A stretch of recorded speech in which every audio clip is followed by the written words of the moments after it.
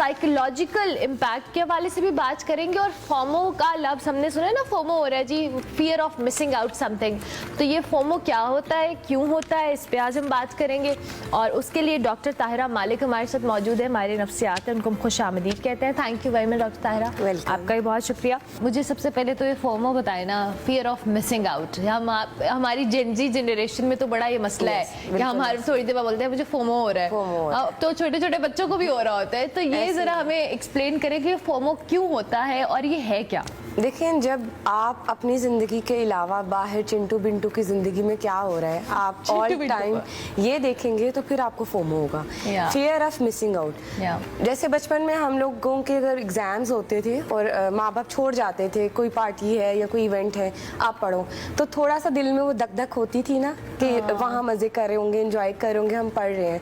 लेकिन ये अब इतना ज़्यादा हो चुका है और इसमें ज़्यादा रोल जो है वो सोशल मीडिया का है। आप देखिए, इंस्टाग्राम पे ऑल टाइम ऑन रहना है, फेसबुक पे रील्स देखनी है, अप टू डेट रहना है, कहीं कुछ मिस ना हो जाए, कहीं मैं पीछे ना रह जाऊं।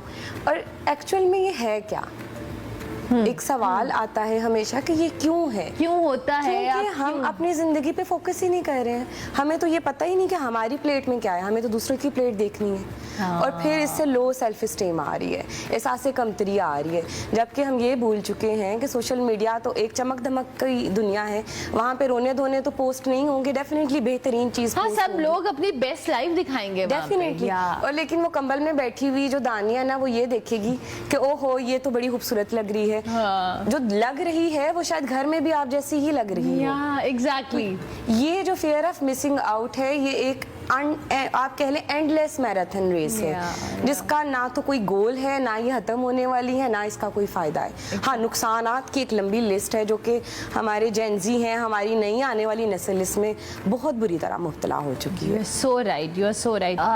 डॉक्टर ताहिरा, जैसे अभी आपने बात की कि हमारे यहाँ सेल्फ इस्टीम की कमी आ रही है और हम कुछ भी मिस आउट नहीं करना चाहते हैं। वो टाइम ये चीज़ बहुत ज़्यादा जो कह लें ट्रिगर भी हो रही है। एंड आई हैव एक्सपीरियंस्ड कि हम सब, इवन हमारी जनरेशन भी, हमारे पेरेंट्स भी, चलो पेरेंट्स पे नहीं, मैं अपनी जनरेशन तक अगर रुकूं तो यहाँ पर अभी भी लोगों को सोशल मीडिया जो ऑब्सेशन है ये आपके नर्व्स पे सवार हो रहे हैं। हम मुख्तलिफ कॉम्प्लेक्सेस के अंदर जा रहे हैं।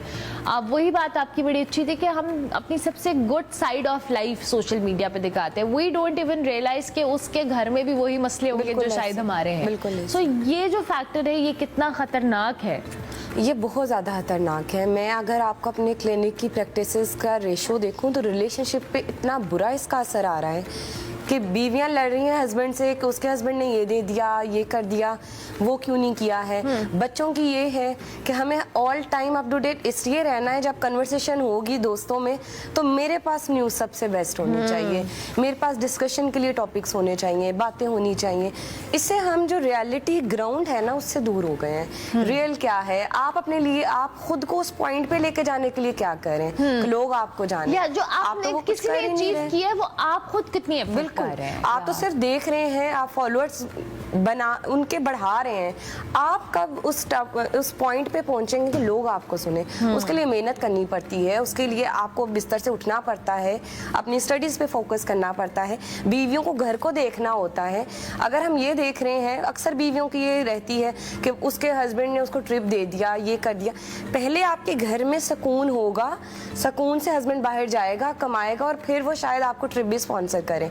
लेकिन हम तो एक कंपटीशन में हैं और सबसे मजे की बात ये है कि हम कंपटीशन किससे करें जिन्हें हम जानते भी नहीं है, जिनके बारे में हमें पता ही नहीं है कि वो असल जिंदगी में किन स्ट्रगल से दो चाह रहे हैं। We don't even realise. तो ये फोमो को मुझे अब लगता है कि हमें इस कॉन्सेप्ट को एम्ब्रेस करना चाहिए जो कि जोमो है, जॉय ऑफ मिसिंग आउट। आप देखिए इंसान की वर्थ क्या, अब इससे होता क्या है, एक्स्ट्रा कमिटमेंट है, इधर भी जाऊंगा उधर भी जाऊंगा, ये भी करूंगा वो भी करूंगा, ताकि मुझे लोग, मैं सेंटर ऑफ अटेंशन बन के रहूं। जबकि असल भेड़ चाल तो हर कोई चल लेता है, असल मजा तो ये है कि जब आप अकेले स्टैंड आउट करें और आप अपनी पर्सनालिटी पे काम करें। तो हमें जोमो के ऊपर काम करना है, ना कि फोमो को जो है वो spread. Very good term Jomo, right. अब हमने इस डिस्कशन को वाइंड अप भी करने में चाहूंगी। हम क्या ऐसा करें, हमें क्या चीज़ें अपने माइंड में रखनी चाहिए, अपने बच्चों के अंदर डालनी चाहिए, इवन खुद भी, मैं अपने आप को भी इसमें कंसिडर करूँगी कि हम भी समटाइम्स सोचते हैं कि फ़लाना ऐसी जगह जा रहा है या इस तरह एक्सपीरियंस कर रहा है, तो क्या चीज़ें हमारे माइंड में होनी चाहिए?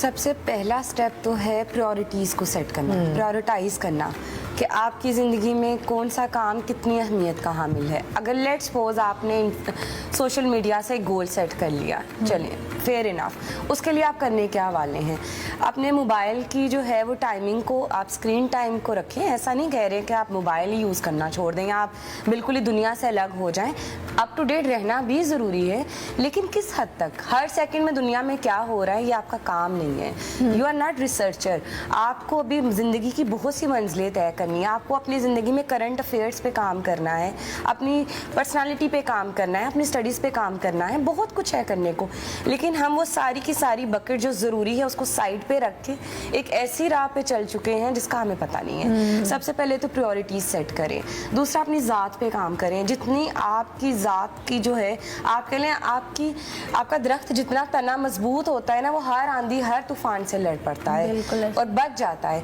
इसलिए सबसे पहले अपनी वर्थ को जो है वो टाइम दे, सेल्फ लव के कॉन्सेप्ट को एम्ब्रेस करें, उसके बाद दूसरी चीज़ों की तरफ जाएं। फिर आप जब आपका सेल्फ इमेज अच्छा होता है ना, तो बाहर की दुनिया क्या कर रही है मैटर ही नहीं करता है, क्योंकि आपको पता है कि मैं एक जर्नी पे हूँ। और ये जो जंप इन करने वाली बातें हैं, ये जो रिस्क फैक्टर से डरना और कंक्लूजन पे जंप इन करना, ये हमारी सबसे बड़ी भूल है।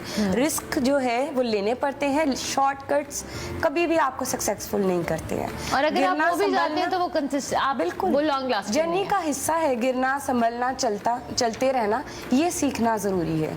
प्रायोरिटाइज करें, यही मैं कहूँगी। प्रायोरिटाइज करें, ठीक हो गया।